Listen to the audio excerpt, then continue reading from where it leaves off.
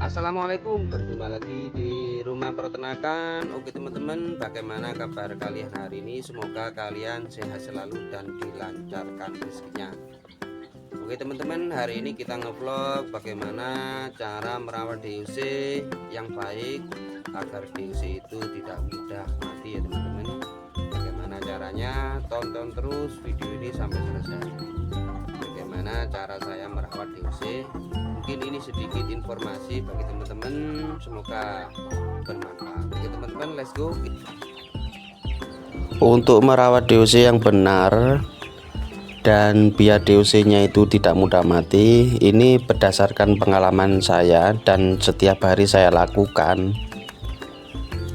Yang pertama harus kita lakukan itu mengenai papan DUC itu sendiri atau kandang DUC sendiri.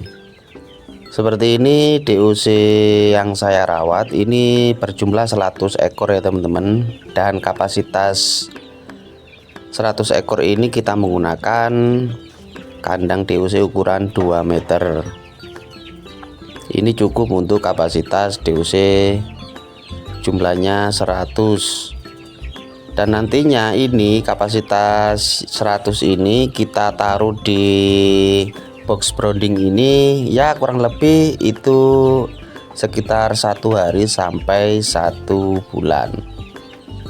Tapi untuk nanti 2 minggu kita bisa menjadi 2 ya teman-teman, karena umur 2 minggu itu DUC nya sudah mulai besar-besar ya teman-teman. Bisa dilihat ini DUC umur 1 minggu sudah hampir penuh ya kandang kita. Kandang browning-nya itu hampir penuh. Maka nanti kita bisa menjadi 2, jadi di atas itu 50 dan di bawahnya itu kan ada ruang kosong ya teman-teman. Untuk brandingnya itu nanti kita taruh di situ ya, di bawahnya itu nanti kita taruh 50 juga. Biar apa? Biar DUC nya itu oksigennya itu terpenuhi dan kenyamanannya itu terjaga, seperti itu. Karena kalau terlalu rapat atau berjubel nantinya iku amonia itu terlalu tinggi, maka terjadilah namanya kematian. Maka dari itu teman-teman harus bisa mensiasati dan meneliti sendiri ya.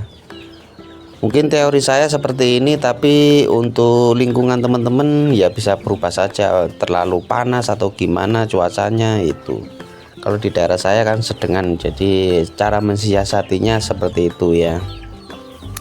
Jadi seperti itu teman-teman, jadi kandangnya itu harus senyaman mungkin untuk DUC. Bisa dilihat DUC saya ini kemarin kita memasukkan DUC tanggal 24 dan sekarang tanggal 4, jadi kurang lebih 1 mingguan lah. Ini sudah kelihatan besar ya teman-teman.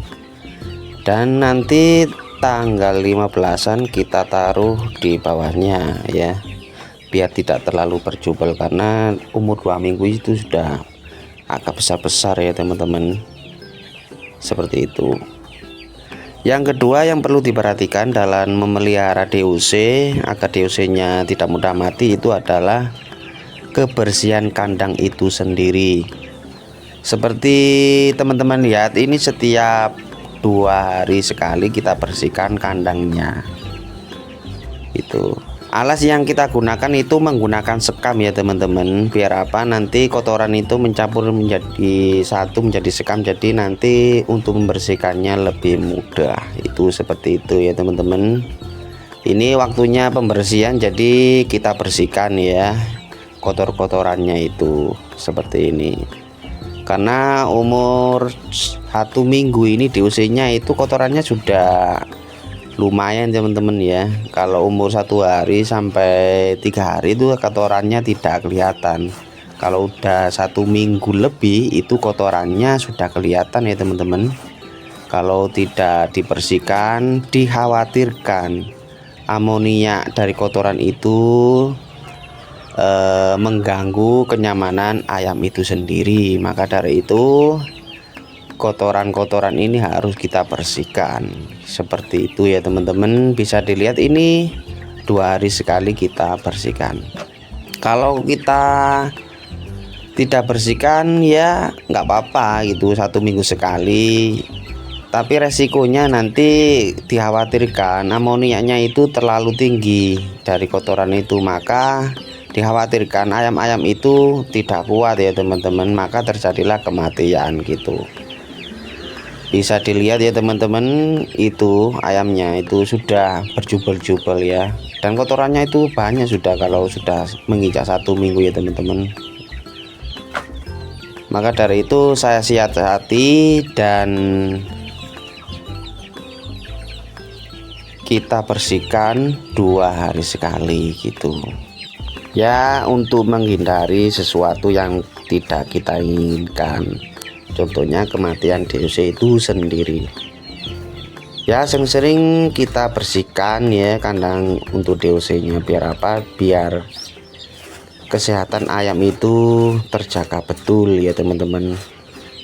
Jangan malas-malas teman-teman untuk membersihkan kandang, karena kebersihan itu yang paling utama untuk ayam itu. Ketika kandang DOC nya itu bersih, otomatis ayam sehat. Ketika ayam sehat, makannya lahap dan menjadi cepat besar, seperti itu ya teman-teman. Sebenarnya alas DOC kita itu sudah di bawahnya itu menggunakan kawat, jadi untuk membersihkan itu biar mudah ya. Bisa dilihat itu di bawahnya kandang ayamnya itu kan ada selorokan, itu fungsinya untuk kotoran seperti itu ya.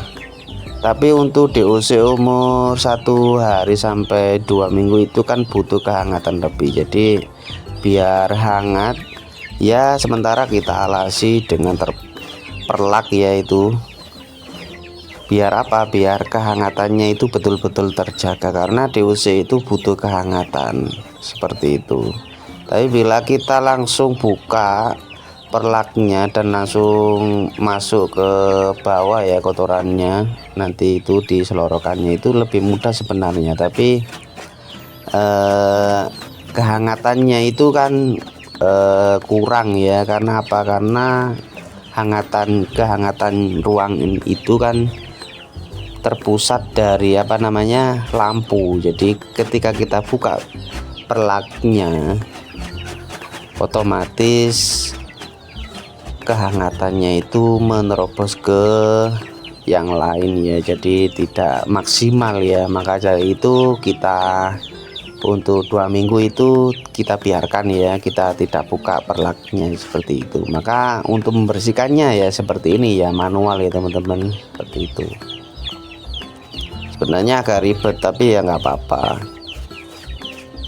seperti itu ya teman-teman. Bisa dilihat kita bersihkan seperti ini ya. Nanti untuk 2 minggu ke atas kita buka perlaknya, kita lebih simpel ya, jadi hanya kita alasi di bawah selorokannya itu ya, itu untuk kotoran, jadi lebih enak ya teman-teman.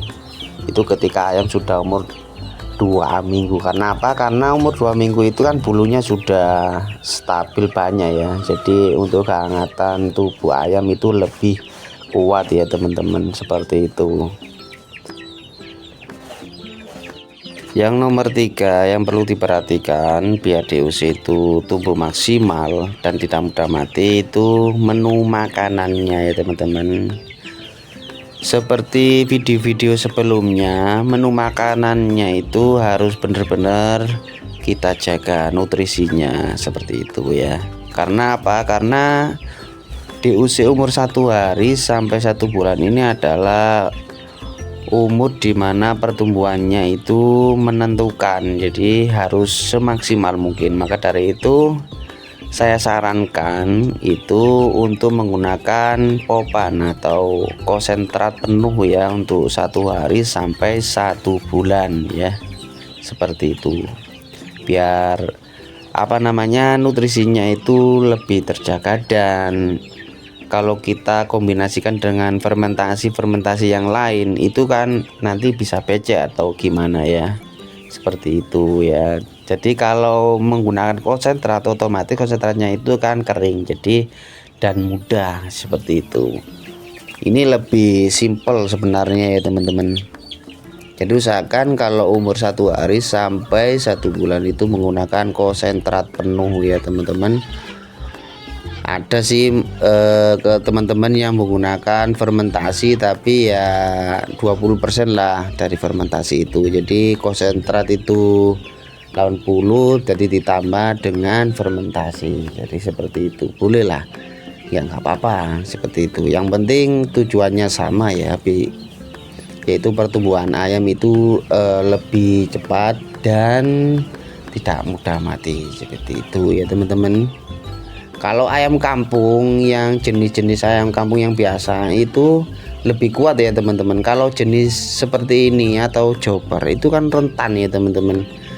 Jadi harus memang benar-benar diperhatikan ya untuk menu makanannya itu. Kalau ayam-ayam biasa itu, ayam kampung biasa itu lebih kuat ya teman-teman. Kita biarkan saja itu sudah hidup ya teman-teman, nggak perlu vaksin, nggak perlu apa-apa. Tapi kalau ayam joper ini memang benar-benar ekstra ya untuk menjaganya ya teman-teman. Itu untuk apa namanya, makanannya gitu ya teman-teman.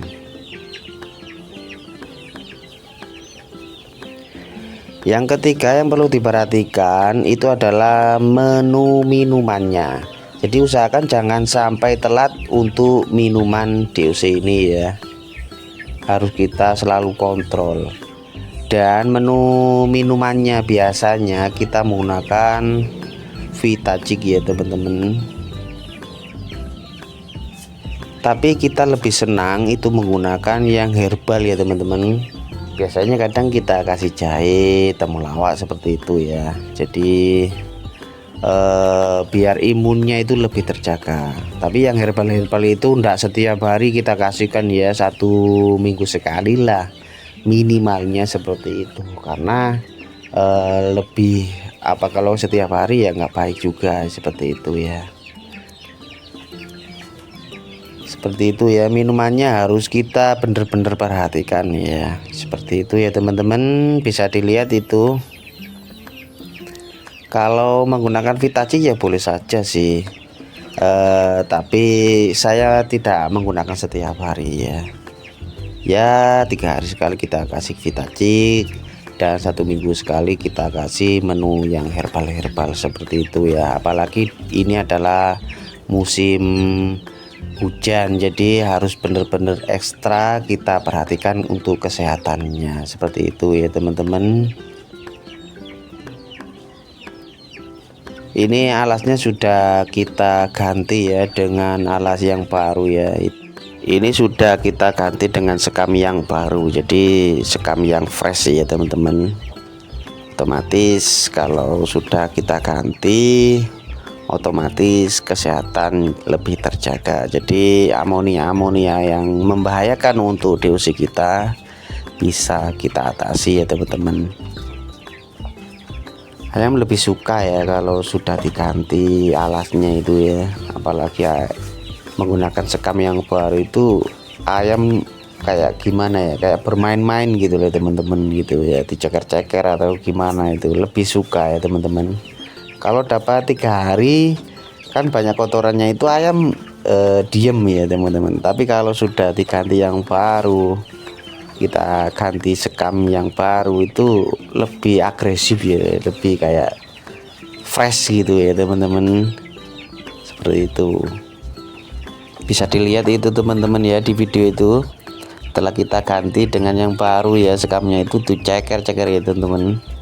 Untuk DOC nya itu lebih aktif ya teman-teman dari biasanya ya.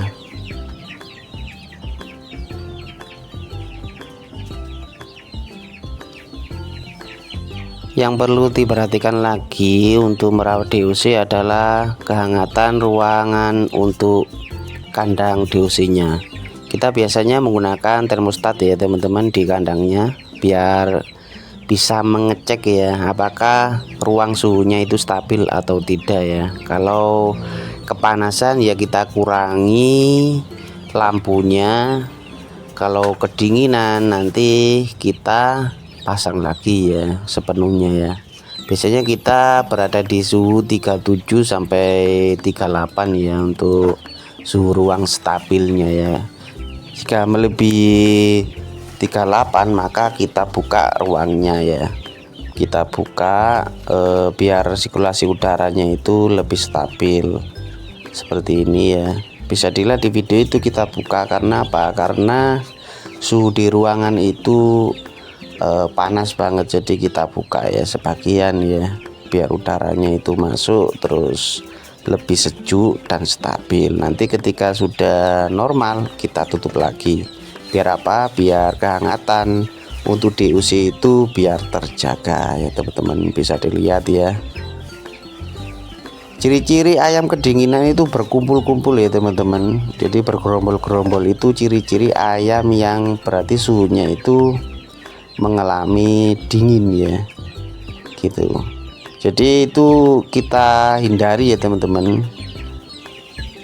Karena apa? Karena kalau bergerombol itu otomatis ayam yang di bawah ikut timpaan dengan ayam yang di atas, maka terjadilah kematian seperti itu.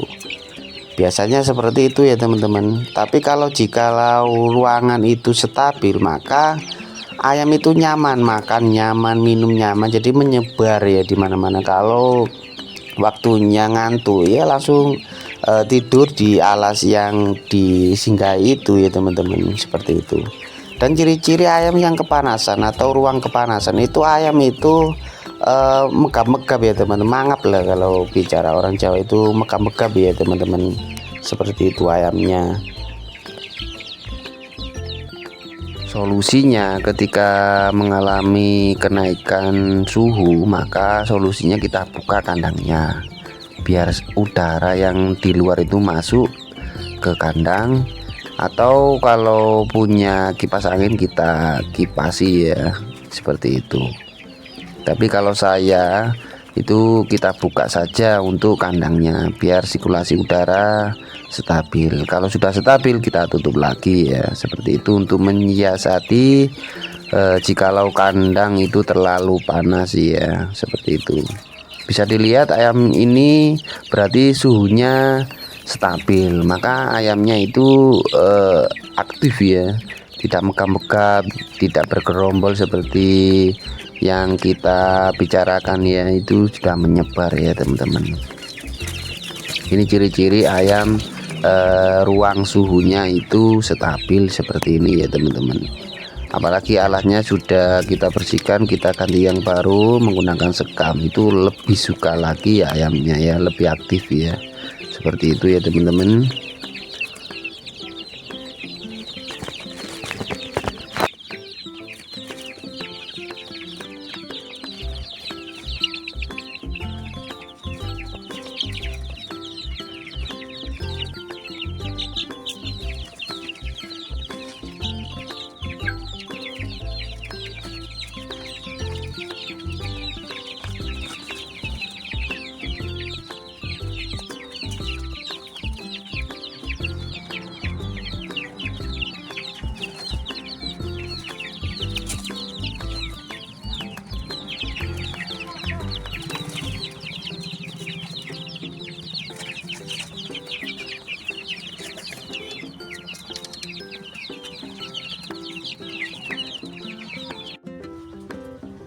Oke teman-teman, kita sudahi perjumpaan hari ini. Semoga video ini bermanfaat bagi teman-teman peternak di luar sana.